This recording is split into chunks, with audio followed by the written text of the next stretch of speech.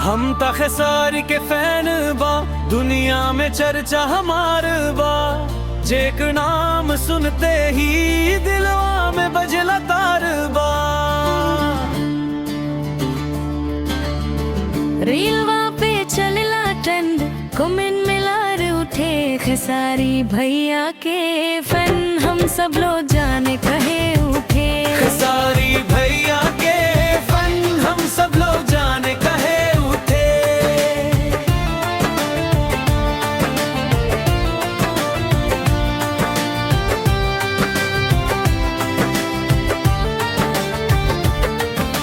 Stage पे जब आमनता भैया लगन सुपरस्टार, डांस करेला सब युवा हो जाला बुम बाजार। गाना चल जाए तो गली मोहल्ला उजियारा, हम फैन हो के गर्व करे खेसारी भैया हमारा। एक्शन हीरो रोमांटिक हीरो सब रोल में फिट बा। बिहारी स्वैग के बात अलग सबके दिल में हिट बा।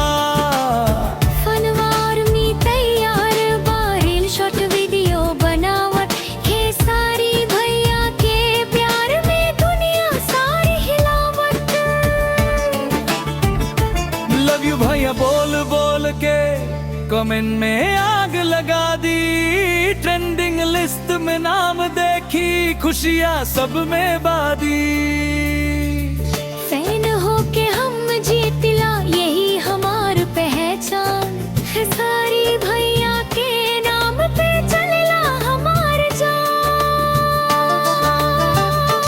हम तक सारी के फैन बा, दुनिया में चर्चा हमार बा।